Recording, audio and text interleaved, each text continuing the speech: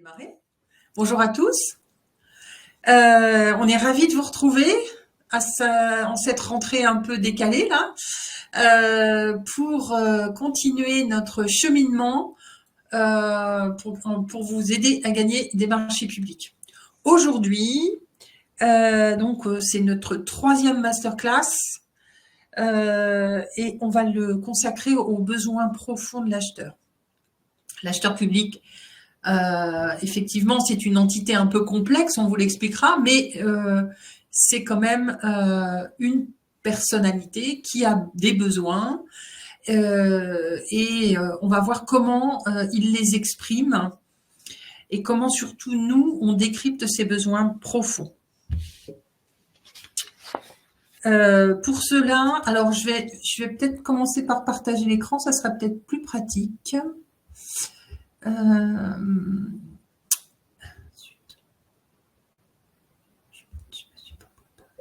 Hop. Non.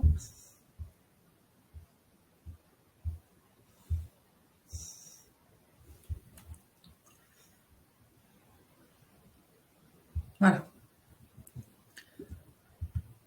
Donc le prochain, comme je vous le disais, donc là on est sur une série d'un programme de masterclass. La prochaine masterclass, on a dû modifier un petit peu la date, elle aura lieu le 5 décembre et elle portera sur la rédaction du mémoire. Donc là on rentrera vraiment en concret rédactionnel. Donc pour vous présenter cette masterclass, toujours la même équipe, Grégory et moi-même. Donc on est tous les deux fondateurs du cabinet Victorius et consultants. Le cabinet Victorius, écoutez, je vous laisse découvrir les chiffres qu'on a souhaité partager avec vous sur ce qu'on a remporté en 2022. 65% de marché remporté, toutes catégories confondues, tous acteurs confondus, les grandes entreprises, les petites entreprises, quel que soit le secteur d'activité, on ne choisit pas nos clients, du moins on ne choisit pas l'activité de nos clients. Donc une belle réussite pour les clients qui nous choisissent. Alors aujourd'hui, comme je vous le disais, nous allons décrypter les besoins profonds de l'acheteur grâce à l'empathie. Donc, les objectifs de la session, vous les voyez. D'abord, on va analyser les enjeux au-delà des spécifications techniques, développer une compréhension perspicace et adopter une approche empathique pour comprendre les besoins de l'acheteur. Alors, vous allez me dire pourquoi s'intéresser au fond aux besoins profonds de l'acheteur. La procédure des marchés publics, c'est une procédure qui est strictement écrite. Voilà, il a écrit il a écrit son besoin, il a décrit son besoin. Tenons-nous-en là. En fait, on s'aperçoit que prendre un petit peu de recul par rapport à ce qui est écrit nous permet de disposer, comme toujours, quand on prend du recul, d'une vision élargie du projet, de trouver des angles d'attaque commerciaux innovants. Si on se positionnait sur le champ des batailles de Napoléon, Napoléon il choisissait toujours d'aller regarder ses troupes sur un point un petit peu élevé, et puis il choisissait sa stratégie sur le terrain. Et là c'est pareil. Tout ça pour dépasser les concurrents, puisque l'objectif c'est d'arriver le premier. Dépasser les concurrents qui s'intéressent eux uniquement aux besoins exprimés, et c'est 90% des personnes qui ne s'intéressent qu'aux besoins exprimés. Et donc tout ça pour améliorer fortement ses chances de succès et terminer en haut de la liste. Alors, avec Grégory, c'est un sujet qui est un petit peu complexe et peut-être un petit peu plus facile à faire en présentiel. En tout cas, on s'est dit qu'on allait vous suggérer un temps de lecture à tous de manière à faire un exercice en grandeur nature. Et pour cela, nous avons choisi 2 exemples d'extraits d'un CCTP. Dans le premier extrait que je vous livre là, nous avons un appel d'offres en communication, donc communication au sens global du terme. Il fallait faire la stratégie, il fallait animer les réseaux sociaux, il y avait vraiment toute une panoplie de prestations qui étaient demandées. Et donc dans le contexte, dans l'exposé du contexte, l'acheteur public avait choisi de nous décrire les capucins qui étaient qui faisaient l'objet de l'appel d'offres. Donc c'était un appel d'offres pour assurer la communication des capucins. Donc je vous laisse 1 minute pour prendre connaissance du texte.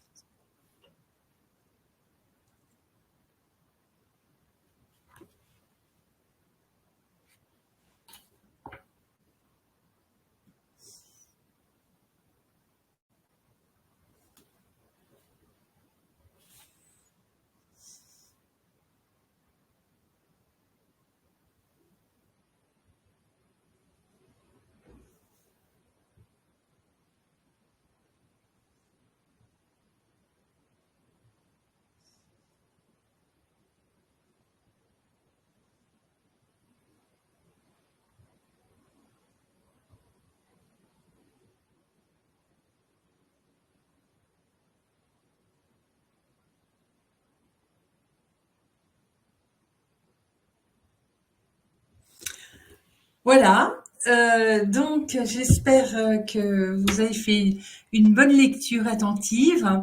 Maintenant, on va passer au 2e exemple, qui est un exemple d'appel d'offres de restauration dans le cadre d'un CHU, d'un centre hospitalier. Donc là aussi, le centre hospitalier, en préambule de son appel d'offres, a souhaité préciser les contours généraux de l'appel d'offres. Je vous laisse en prendre connaissance.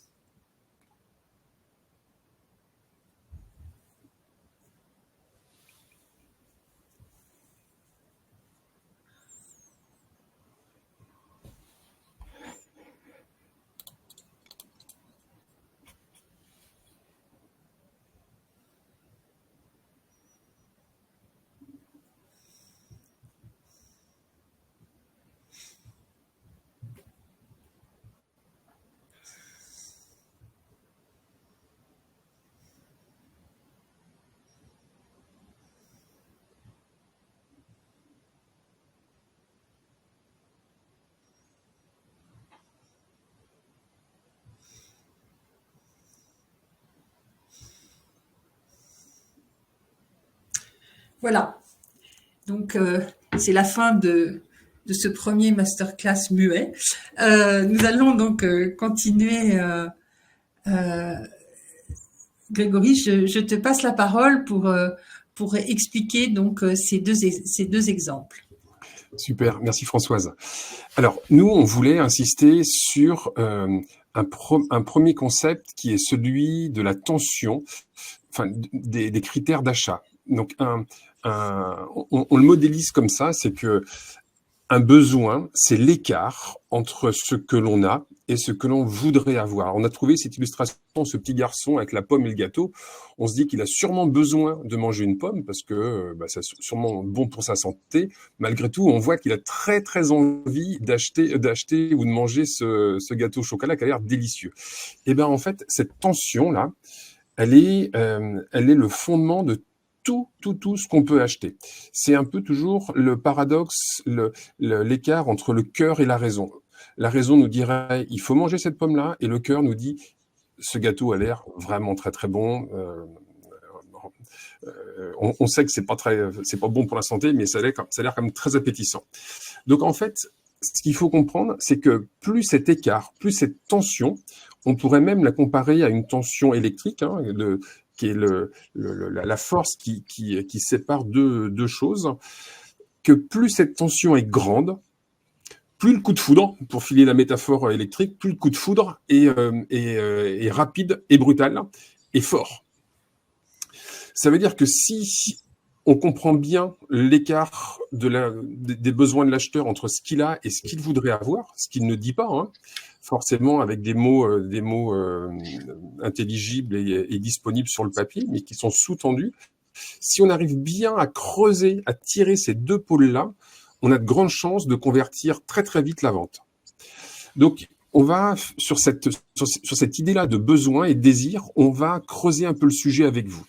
Alors, on aimerait que vous gardiez en tête qu'il y ait 3 types de besoins principaux. Alors, pour expliquer notre propos, on va faire appel d'abord à votre position d'homme et de femme au titre particulier quand vous faites vos courses, quand vous achetez quelque chose pour votre foyer.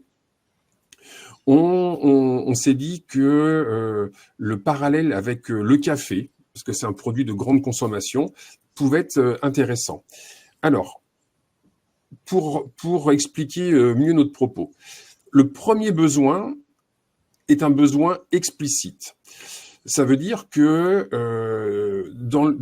vous pourriez demander, hein, vous pourriez formuler les choses comme ça. J'ai besoin de savourer un café biologique, certifié, cultivé de manière éthique, pour une expérience sans culpabilité. Ça, c'est tout à fait des mots qu'on pourrait entendre si vous alliez dans une brûlerie, dans un magasin dans lequel on vend du café en grains, enfin des cafés spécifiques. Ça, c'est tout à fait faisable. D'autant plus que les choses qui sont exprimées sont très très identifiées, très factuelles. Un café biologique, c'est un label. On parle après de certifié, cultivé de manière éthique, c'est extrêmement clair. Et puis après, il y a pour une expérience sans culpabilité. Ça, c'est les choses qui sont que le vendeur va pouvoir entendre de votre bouche. Après, si le vendeur continue à discuter avec vous, vous pourriez, par exemple, il vous interroge sur mais qu'est-ce que vous recherchez, c'est quoi vos besoins, et vous pourriez lui dire moi mon besoin c'est de commencer ma journée avec un café exquis et comme ça je me sentirai prêt à conquérir le monde. Là, on voit bien que finalement les choses sont plus matérialisées de la même façon, ce sont plus des choses objectives, factuelles, c'est quelque chose qui est sous-tendu, c'est implicite. Et puis, le dernier besoin, qui est le besoin profond, alors forcément, c'est celui qui nous intéresse le plus, parce que c'est celui qui porte le plus de messages. Si vous aviez toujours dans ce magasin de café exprimé votre envie d'acheter du café par ces mots-là, j'ai besoin d'un voyage sensoriel. Alors écoutez, on s'est fait plaisir. Hein. J'ai besoin d'un voyage sensoriel à travers le monde avec chaque tasse de café. Je veux pouvoir explorer des nouvelles saveurs. Je veux pouvoir aussi découvrir de nouvelles cultures depuis le confort de mon salon. Je suis convaincu qu'il y a des gens qui sont tout à fait capables de prononcer ces mots-là. Alors peut-être pas autour de la table, mais il y a des gens qui sont capables de le faire. Et c'est dans ces phrases-là que se niche toute la matière commerciale qu'on va pouvoir exploiter par la suite. Alors là, on l'a vu sur le thème de l'achat particulier, avec l'exemple du café. Eh ben, la bonne nouvelle, c'est que pour les marchés publics, c'est pareil et tout est écrit dans le cahier des charges et notamment dans le CCAP et dans le CCTP. Ce qu'on a essayé de représenter dans ce graphique-là, ce sont plusieurs choses. La première, c'est que, alors vous voyez, il y a un univers là qui s'appelle CCTP et CCAP, donc ça englobe plein de choses. Et dedans, dans le CCAP, CCTP, on va pouvoir aller rechercher différents types d'enjeux. Alors forcément, les techniciens vont être plus habiles, plus prompts à repérer les enjeux techniques, parce que on a un tropisme pour ça et puis on est plus à l'aise là-dessus. Malgré tout, on peut aussi s'intéresser aux enjeux réglementaires, notamment dans le CCTP, souvent dans les marchés de construction, dans les premières pages, on fait toute une liste, marché devrait être conforme au DTU, un tel, machin, aux normes bidule, machin. Donc là, on voit qu'il y a des enjeux réglementaires, notamment dans le CCAP aussi, sur des pénalités. Donc ça veut dire que à travers ça, le client commence à vous passer quelques messages sur des besoins. Alors forcément, besoins exprimés, c'est des normes, c'est des pénalités, mais des besoins profonds qui sont cachés entre ces lignes-là. Et puis le troisième enjeu, pardonnez-moi, ce sont les enjeux politiques. Marché public, et ben forcément, derrière, il y a des élus, et donc il y a des hommes et des femmes élus, et donc des besoins d'administrer la cité, de faire valoir leur politique. Et donc, quand on arrive à caler tout ça sur un papier, et que les trois cercles se rencontrent sur une surface bien définie, là, qui est représentée au centre du dessin qu'on vous a mis, ça veut dire que là, si les trois cercles concordent sur une zone commune, ça veut dire que vous avez l'assurance qu'à cet endroit-là se joue quelque chose de majeur dans la démarche commerciale qui va vous guider pour définir votre stratégie d'attaque. Voilà. On peut passer à la suivante, Françoise ? Alors, la pratique qu'on a avec Françoise et de ce qu'on voit quand on interroge les gens qui viennent nous voir, on leur pose souvent cette question-là, mais dans un cahier des charges, quels sont les documents que vous lisez par ordre décroissant ? La quasi-totalité, à vous, nous dire qu'ils se concentrent uniquement sur le CCTP. Bon, vous commencez à comprendre que il n'y a pas que le CCTP dans la vie, il y a plein d'autres choses, et même dans le CCTP, il y a plein de trucs qu'il faut aller investiguer. Nous, on aime bien, quand on aborde un marché, avec notre client, l'interroger sur 4 questions.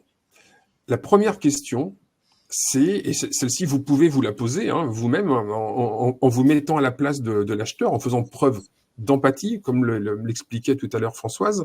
La première question, c'est quels sont les objectifs de mon acheteur public à court terme ?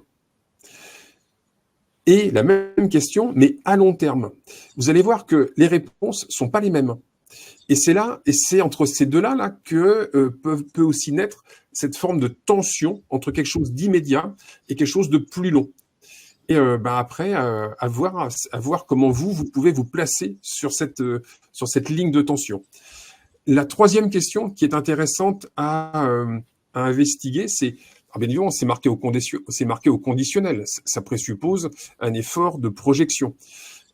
La troisième question, c'est quelles seraient ces exigences, pardonnez-moi, de nature à lui faire peur. Alors, forcément que quand on achète quelque chose d'important, et faites l'expérience vous-même, quand vous achetez quelque chose qui coûte des sous, qui a un impact sur votre vie personnelle, forcément que un moment, avant d'acheter, avant de faire le chèque ou le virement, vous aurez un petit moment de doute en vous disant, mais est-ce que j'ai bien pensé à tout ? Est-ce que j'ai sécurisé tout ça ?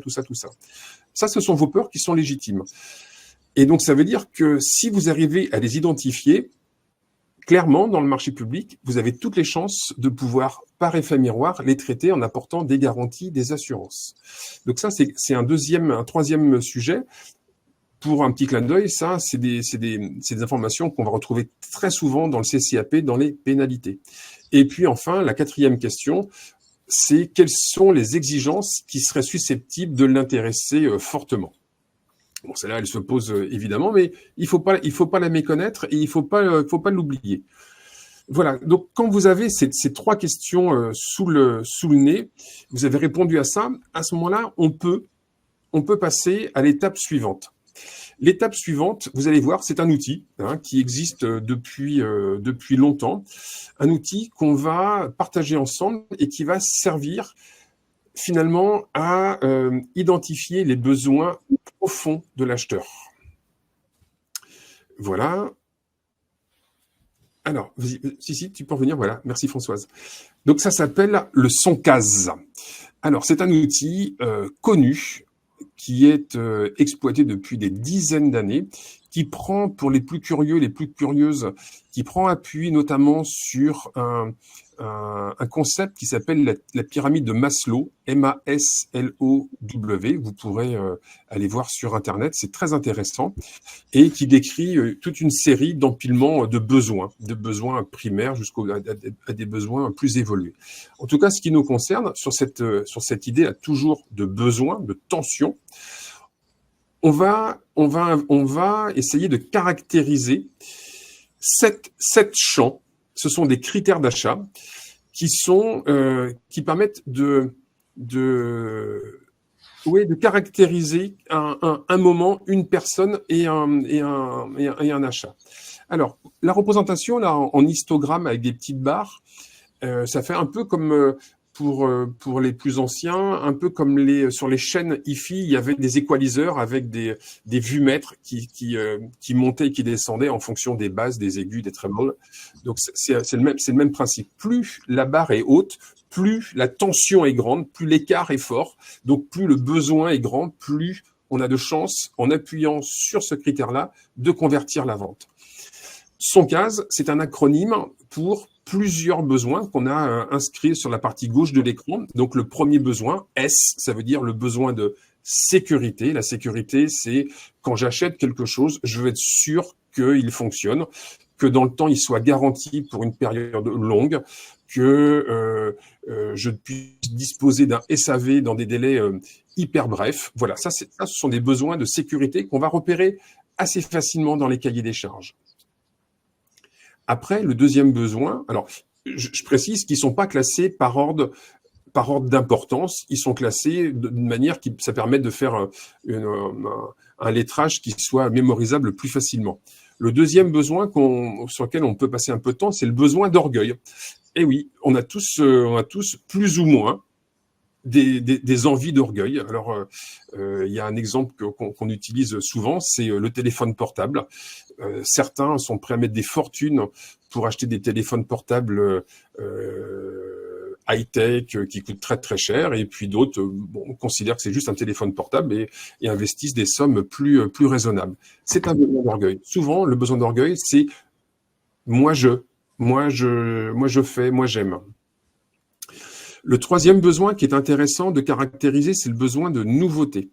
De la même manière que le téléphone portable, je suis désolé, hein, mais il y a des gens qui sont capables, alors c'est pas un jugement, mais qui sont capables de passer une nuit devant un Apple Store pour être les premiers à pouvoir sortir du magasin en disant j'ai acheté le dernier iPhone par exemple. Donc ça veut dire que ce besoin-là, il répond à des tensions, à des écarts entre ce qu'on en a et ce que l'on aimerait avoir, et qui peuvent permettre à des gens de faire des actions comme ça. Et si ça marche pour nous à titre particulier, ça marche aussi pour l'acheteur public qui est une femme et un homme faits de chair et de sang comme vous autour de l'écran. Le quatrième besoin, c'est un besoin très puissant qu'on retrouve très très très souvent, particulièrement chez les acheteurs publics, ce sont les besoins de confort. Le confort, à titre d'exemple, le confort, c'est je veux, dans mon marché public, avoir un pilote, enfin un ou une pilote dédié.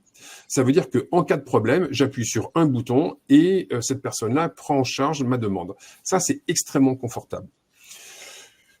Le cinquième, c'est l'argent, parce que bah oui, ça existe, hein, l'argent. C'est même, on retrouve ce critère-là dans les critères d'achat, dans le règlement de la consultation. Ça vous donne l'amplitude, la tension que l'acheteur est prêt à mettre sur le service ou le produit qu'il veut acquérir.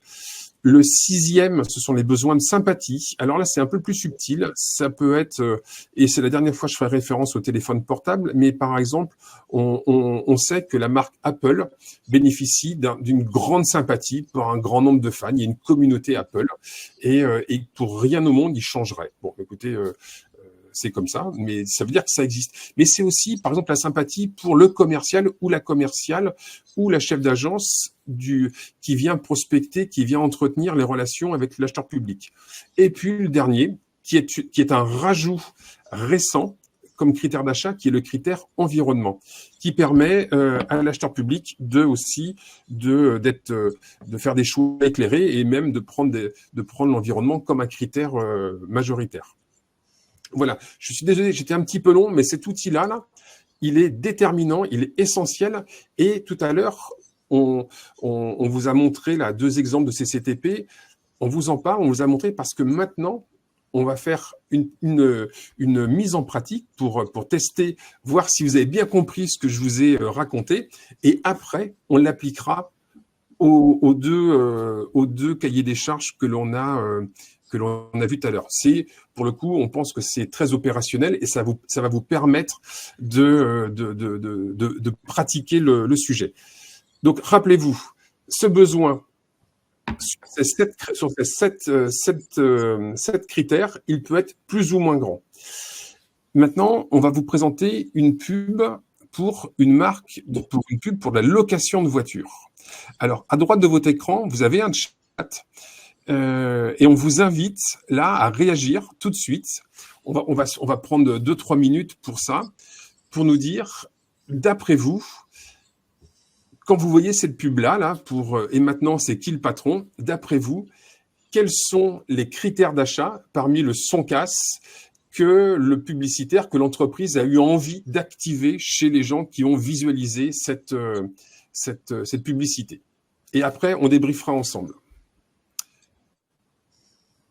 Bravo, Caroline. Mais pas que. Allez, on invite tout le monde à se lancer. Il n'y a pas de, c'est un exercice qui permet de mettre en pratique. Il n'y a pas de jugement. Vous inquiétez pas, ça restera. Alors, Aurélie. Oui. Bien. Allez-y. Allez-y. C'est fait pour essayer.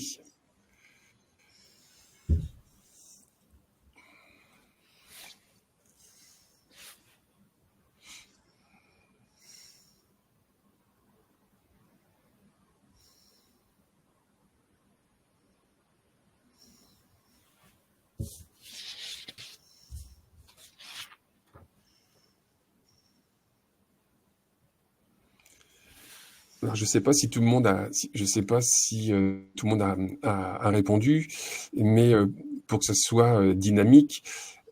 Alors, vu de notre fenêtre à nous, il y a plusieurs critères. Les principaux, c'est effectivement l'orgueil. Alors, pourquoi l'orgueil? Alors d'abord, l'orgueil, les voitures qu'on voit là, manifestement, ce sont des BMW avec des cabriolets, donc on sent comme c'est des grosses voitures. Donc forcément, c'est des voitures qui coûtent un peu de rond, qui coûtent cher.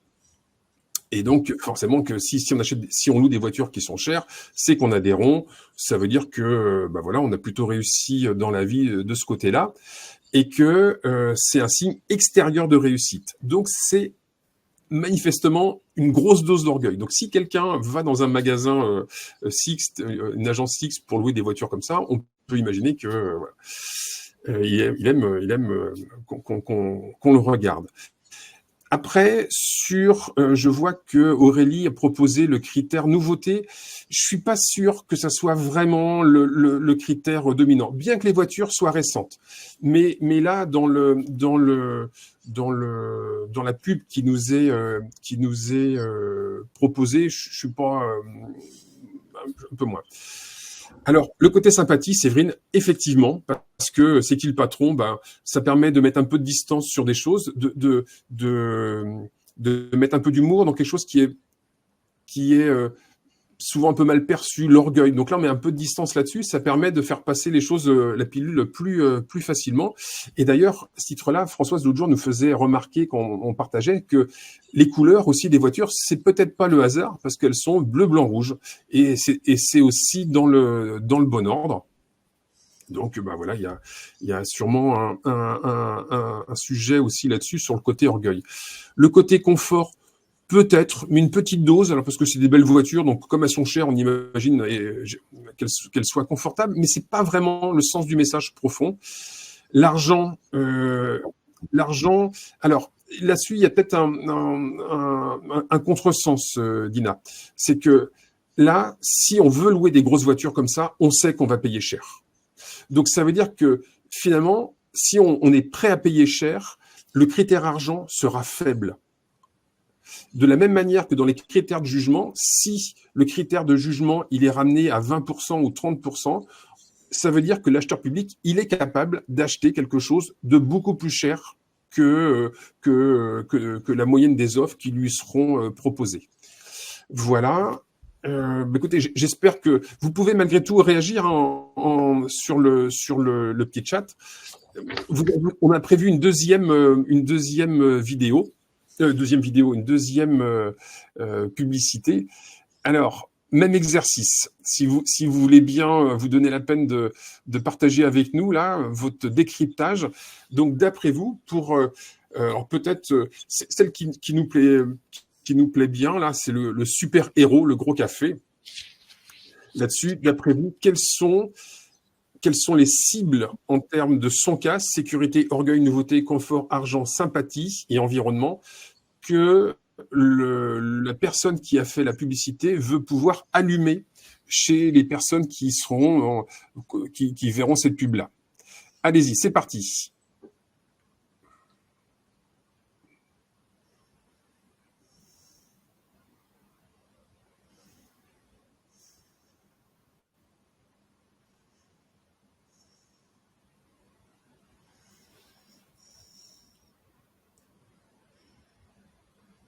Bien.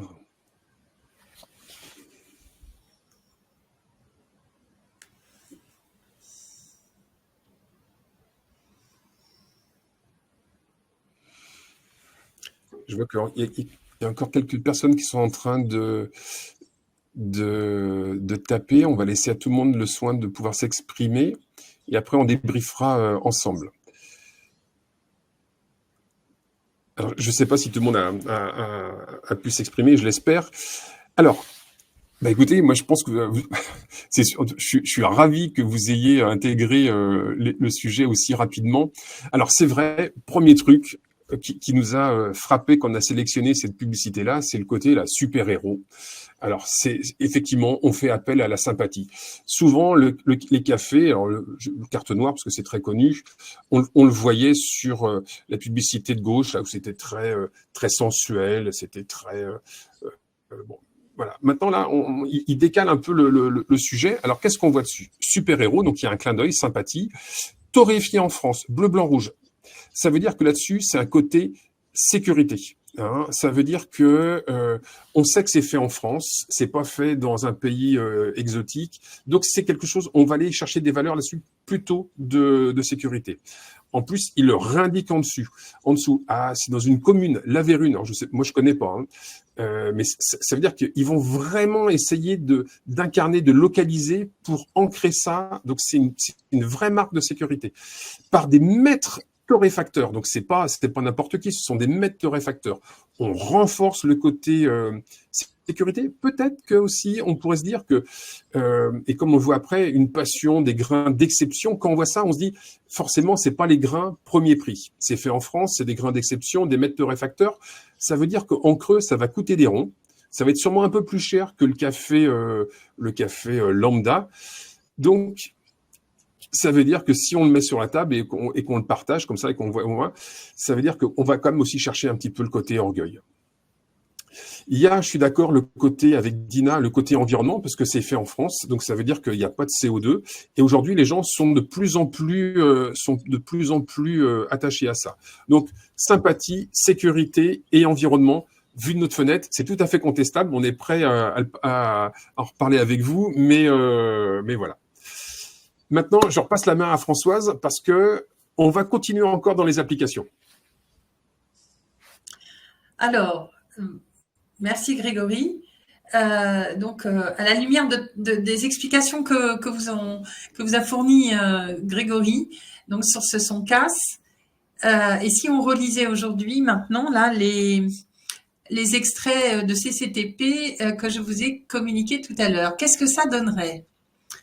Donc, je vais vous laisser vous exprimer, puis après, on va faire un petit commentaire. Grégory, il faut que tu saches, peut-être ce serait bien que tu reprennes la main au niveau du partage d'écran, parce que moi, du coup, je n'ai pas accès au chat si je partage mon écran. Donc, je vais arrêter le partage. Tu vas le reprendre, s'il te plaît. C'est possible? Bien sûr. Voilà.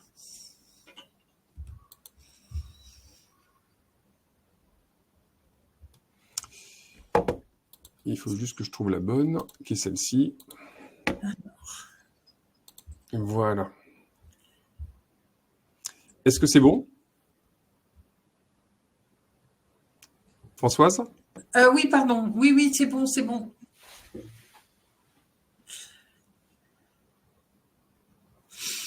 Ouais, Je laisse un petit peu de temps.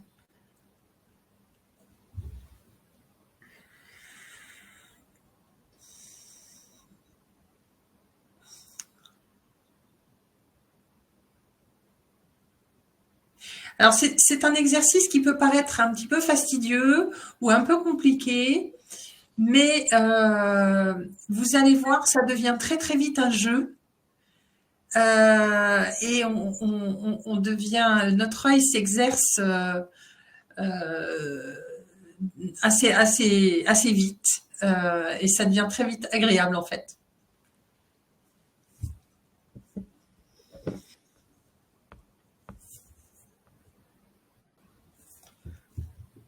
Alors, je vais laisser à Aurélie le temps d'écrire sa réponse et puis je vais démarrer.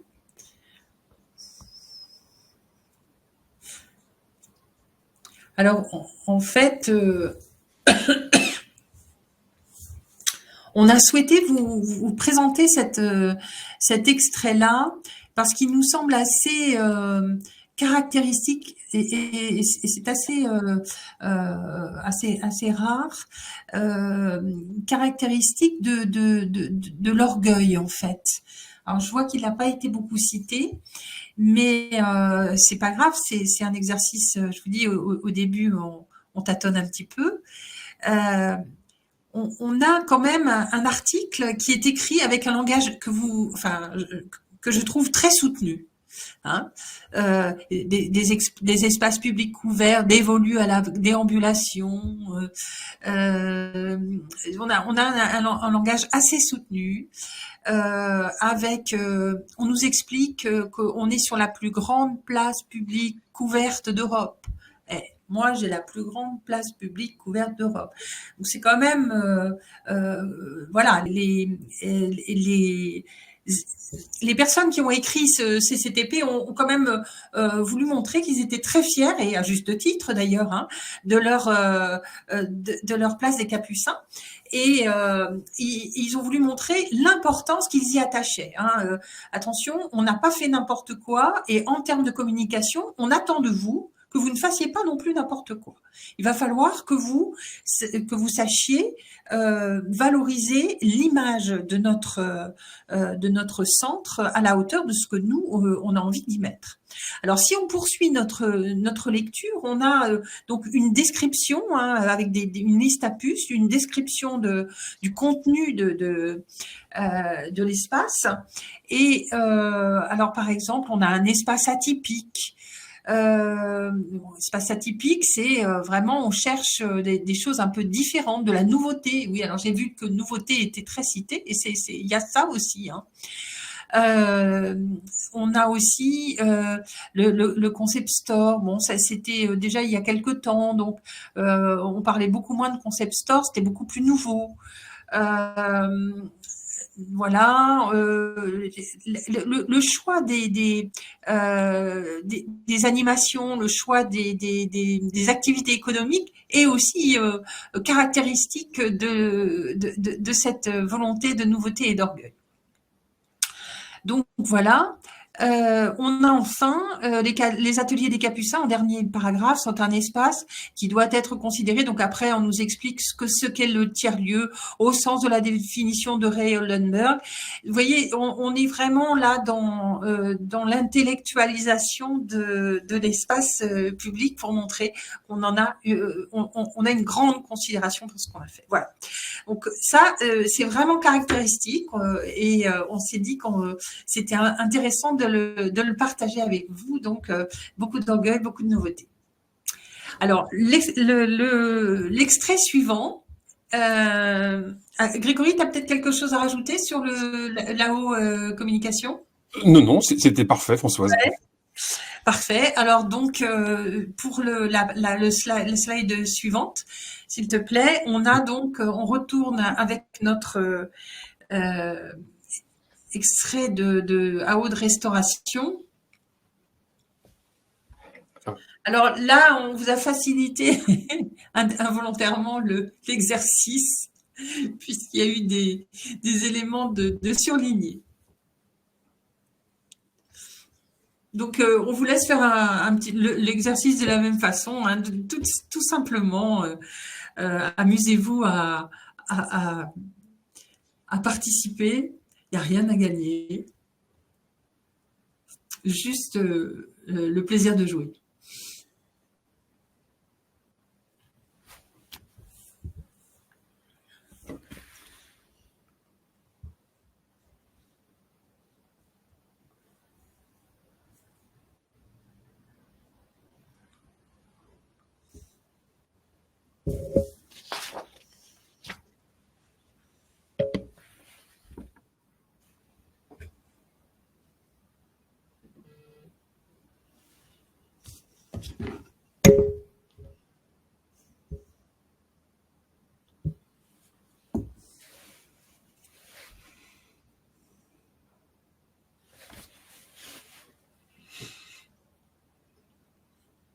Bon, je vois que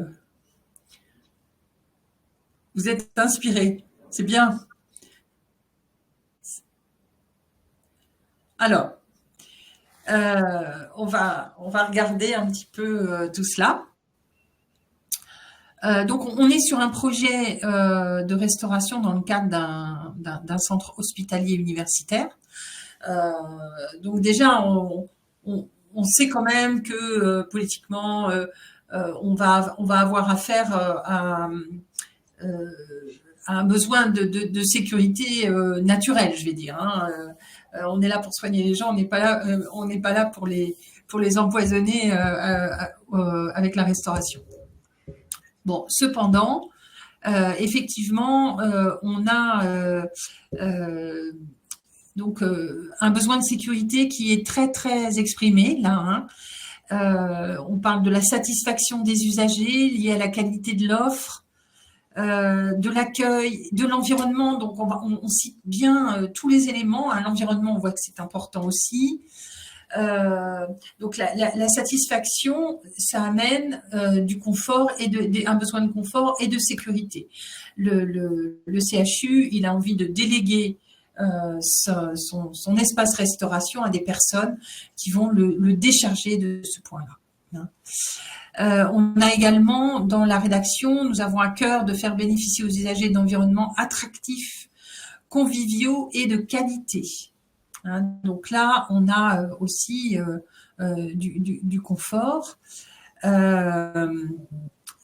Et on a aussi qu'ils soient patients, visiteurs, professionnels de santé ou administratifs. On aurait pu dire les usagers, on aurait pu dire les visiteurs, etc. d'une manière générale. Là, on a bien identifié, on a bien indiqué quels étaient les différents consommateurs potentiels, de manière à ce qu'on puisse avoir toute la palette puisse être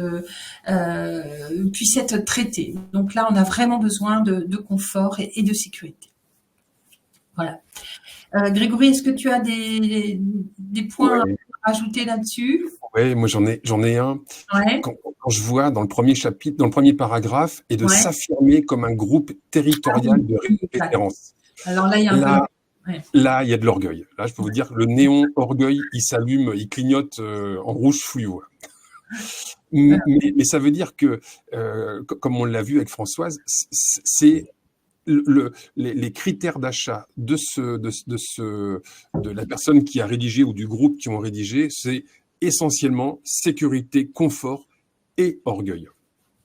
Et donc, ils seront prêts à payer un peu plus cher pour peu qu'on puisse répondre fortement et qu'on puisse apporter des solutions solides sur ces trois critères-là. Donc voilà, en fait, ce qu'on vous conseille, enfin en tout cas ce que nous pratiquons, c'est effectivement la lecture attentive de ces présentations-là pour ensuite caractériser, comme on vous l'a dit, le son casse, donc de 1 à 5, sécurité, etc. Au départ, je pense que c'est bien de faire de l'exercice de manière un peu scolaire, hein, comme partout, pour apprendre. Et puis, une fois que vous avez cette photo là, cette photo son casse, eh bien, vous allez pouvoir vous en servir dans la rédaction du mémoire technique et l'adapter vraiment à l'acheteur tel qu'il est, tel que vous l'avez ressenti. Comment allez-vous faire? Ça, écoutez, on va pas avoir le temps de vous en de vous en parler aujourd'hui. Donc, on vous invite à vous inscrire au prochain webinaire. En attendant, puisque nous avons terminé notre présentation d'aujourd'hui, eh bien, écoutez, si vous avez des questions, c'est le moment de les poser par chat. Ou si vous avez des questions peut-être plus personnelles ou plus complexes, vous pouvez bien sûr prendre rendez-vous avec nous sur notre site internet Victorious ou nous appeler. Nos numéros de téléphone sont tout à fait accessibles. C'est donc ce que l'on vous montre là, c'est la façon dont nous traitons les dossiers, et puis c'est aussi les éléments que nous dispensons et avec lesquels nous travaillons dans le cadre des formations. Voilà, donc je crois que Clément est en train de taper peut-être une question. Non, c'était pas une question. Merci Clément.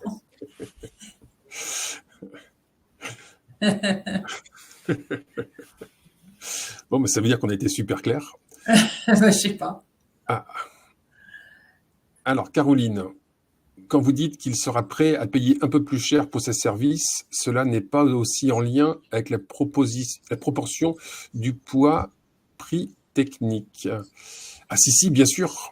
Bien sûr, on l'a vu tout à l'heure, Caroline. L'acheteur déjà vous envoie un signal en disant j'affecte 30, 50%, 60% de la note sur le prix. Forcément, aujourd'hui, c'est extrêmement rare de voir des marchés où la partie technique dépasse les 50%. Seulement sur des marchés où les enjeux d'achat sont plutôt faibles, sur des prestations, je veux dire, basiques. Tu viens de dire sur la partie technique. Sur la partie prix. Sur la partie financière. Oui, pardon, sur la partie prix. J'ai en tête un exemple, là, il y a quelques mois, dans le Finistère, c'était du balisage routier, c'était du marquage au sol pour faire des traits blancs sur le sol. Critère prix 70%. Bon, on se dit, c'est la peinture, on fait des traits, enfin voilà. Après, sur des marchés où les enjeux sont plus grands, notamment dans les exemples qu'on a partagés là, quand c'est un CHU, hein, forcément qu'on vient au CHU pour soigner, on vient pas pour être malade en mangeant là-bas. Là, pour le coup, l'acheteur, il peut plus. Enfin, logiquement, en intelligence, en conscience, il peut pas dire je veux un truc hyper bien, un truc hyper innovant, un truc hyper qualitatif et pas payer cher. Tout le monde a fait cette expérience-là, de se dire qu'on en a toujours pour ses sous, y compris l'acheteur. Donc, quand il dit je fais un 50-50, 50 prix, 50 techniques, bon, ça veut dire quand même que le prix va quand même avoir un poids relativement important. Mais quand le prix passe à 40%, ça veut dire que l'acheteur se donne la capacité à pouvoir librement, plus facilement, acheter quelque chose qui est un peu plus cher que ce qu'il avait prévu ou un peu plus cher que la moyenne des offres qu'il a reçues. À condition, il est prêt à payer un peu plus cher, à condition que ce qu'il achète lui apporte des réponses, des avantages supérieurs significatifs. Et là, pour le coup, vous comprenez que ces avantages-là supérieurs significatifs, c'est rarement les tonnes, les heures, les kilomètres, les machins, c'est ces avantages profonds hein, qu'on va pouvoir exploiter commercialement. Oui, c'est ça. En fait, le premier élément de son casque, Caroline, c'est la distinction, enfin la répartition entre le prix et le technique. Hein. Si le prix est à 30%, on sait que l'argent n'est pas vraiment un critère. Donc, le critère argent du son cas sera relativement faible. Voilà. Est-ce qu'il y a d'autres questions ? Non. Bon. Eh bien, il va nous rester à vous souhaiter une bonne journée, en espérant que cette masterclass vous sera utile et vous aidera à mieux répondre au marché public. Et Voilà. puis, préciser que on va s'appuyer dessus fortement pour les prochaines étapes, parce que quand on va parler de stratégie et de rédaction, on aura besoin de s'appuyer sur les éléments là qu'on vient d'identifier ensemble. Donc, on sera ravis de vous retrouver. Alors, je sais plus la date, c'est au mois de décembre. De vous retrouver le 5 décembre autour de l'écran, et puis qu'on continue à vous transmettre ces astuces. En tout cas, merci à tous. On peut déjà s'y inscrire, sûrement. En tout cas, on va mettre à jour notre fil LinkedIn. Oui, oui. De toute façon, vous allez recevoir, dans la mesure où vous êtes inscrit à cette masterclass, vous allez recevoir une invitation pour la prochaine, c'est sûr. Voilà.